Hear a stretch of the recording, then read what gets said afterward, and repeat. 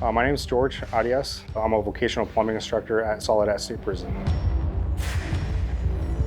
In prison, a lot of them might have anger issues, team building issues, carry yourself proper. You know, inmates always respectful until you disrespect them.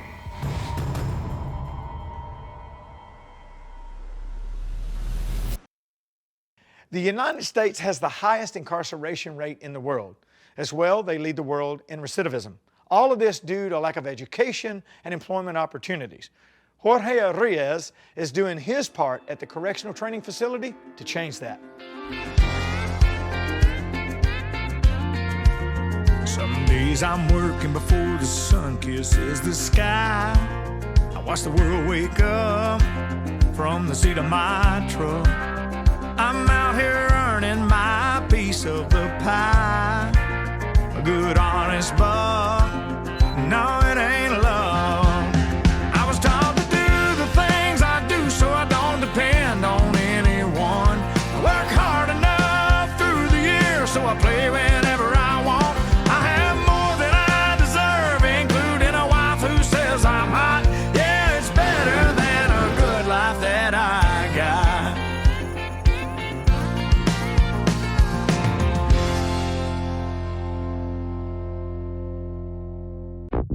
My name's Alex Cortez. When I was 17 years old, I went to a house party and I committed a murder. Was sentenced to 15 to life.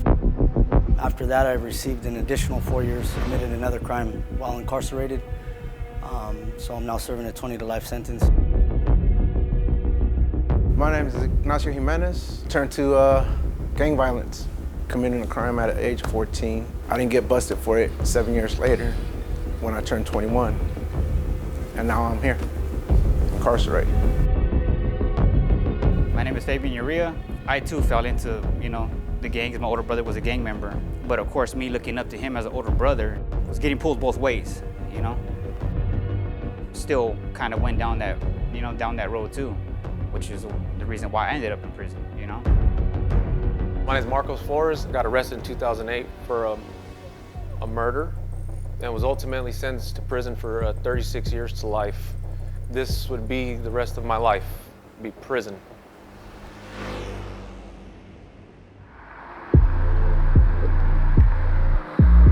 My name is Edward Borla, warden, currently acting at the correctional training facility here in Soledad, California. Setting the vision, the goal for the prison, operational responsibility, making sure it's running correctly within budget. We're still maintaining safety and security for the staff, for the inmates. It's a big operation. With guys getting into different groups, things to change their mindset, their beliefs. If you got a skill, something that you can offer to the incarcerated population, reach out to your local prison, find out how you can get involved, how you can give back. You might hold the key to that guy's future as far as giving them something that's going to make them more successful when they get out.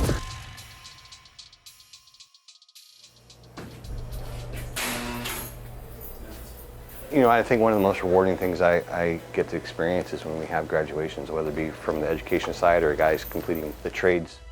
Different times on the schedule for when they're can be out of cell in a day room. This is called a day room right here. If they don't go to the day room, they go out to the yard. You hear them share their stories, their lives growing up and everything like that. And once they get into one of these programs and they find that thing that clicks for them and makes them feel that purpose. So this is what y'all call the yard. Right. We'll have over 1,000 guys out here in this yard sometimes. But this is the only yard for this facility right here. Yeah, this is probably good, being what we just saw. They look forward to this each day, I imagine. Yeah.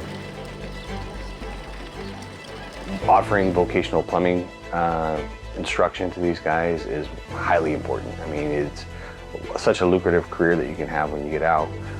You can make great money doing it. Why not offer that to these guys and getting as many guys through the program as we can, because the need for plumbing isn't going to go away. My name is Jorge Arias. I live in Salinas, California. I'm a vocational plumbing instructor at CTF, Soledad State Prison. My dad migrated from Mexico here. He came to live the American dream. My dad was basically my hero. I always had that goal when I was young to become a plumber. It's because I'm that type of son that wants to follow his dad's footsteps. My neighbor, he worked at the Soledad State Prison and knocked on the door. He knew we were plumbers, asked me if I wanted to become a vocational plumbing instructor. Ended up getting online and I applied for the job, and to me it just always seemed like a calling. The crazy part about it is that I teach at a prison, which is Soledad State Prison. Teaching students, inmates, one thing they might have never had there is a father figure. I'm able to help people that never had that help at home.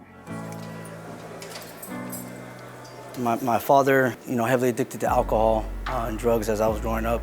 My mother was, she also was too heavily addicted to drugs and alcohol.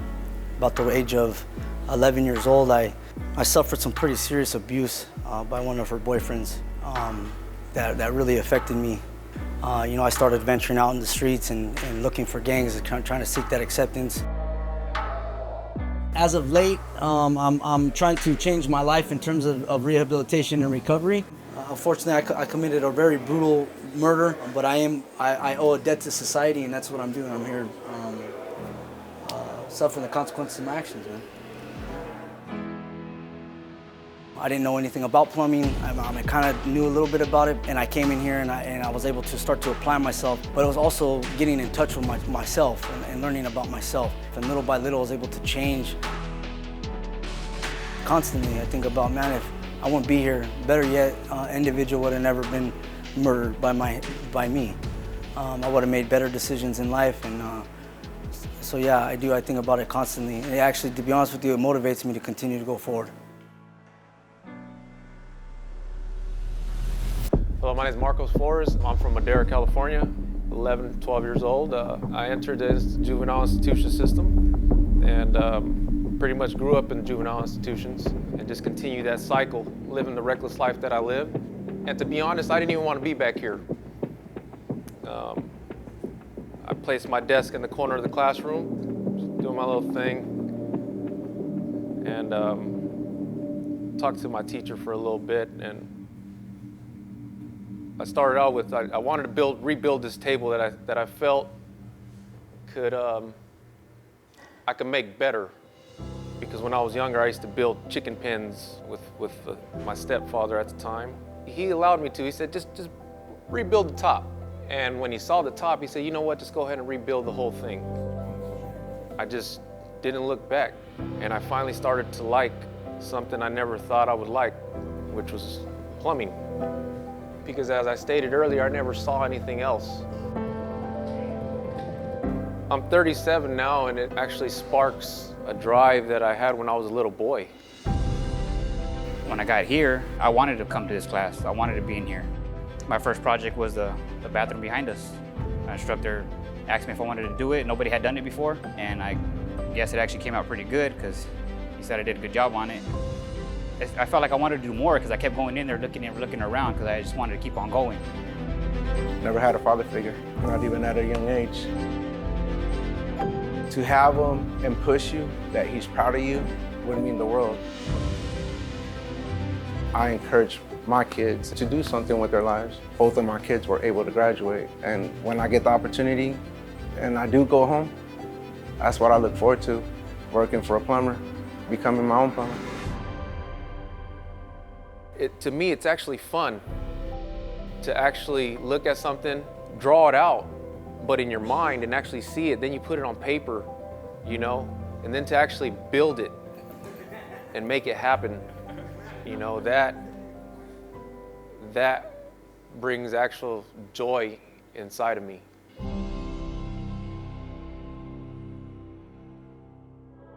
My stepfather now, he was a plumber for his whole life. He said, I wish I would have got a hold of you when you were a kid. Actually opens my eyes. Now I can see myself going out there into the trades and making a life for myself, and look at a teacher that actually cares about people that a lot in society don't really care about. Because even though I grew up, with my dad in the trades, I too fell into the gangs. My older brother was a gang member. Like I said, when I started this class, and I started doing it. I seen how good I was at it. My instructor tells me all the time how good I am at it, you know? So that makes me feel good. And this is something I want to do when I eventually get out of here. I would like to do it, you know, out there.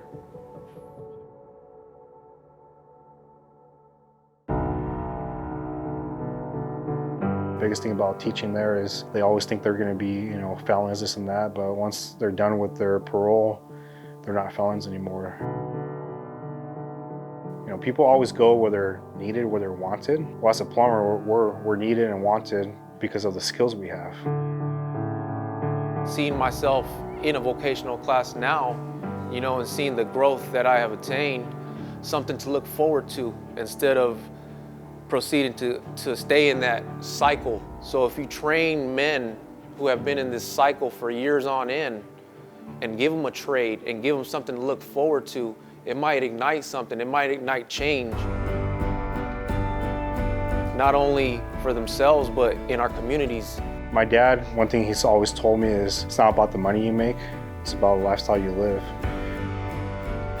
There's times that, you know, I felt like giving up. To have people like this to come in and give us a chance. I saw a statistic, had 186 guys found suitable for parole that are lifers that are incarcerated here. It's a testament to what we're accomplishing here with guys getting into the trades, giving them the tools to be successful out there, and then when they go before the board, all that tells a story that these guys are no longer a threat to society and are ready to be released. My name is Jorge Arias and I am an American plumber.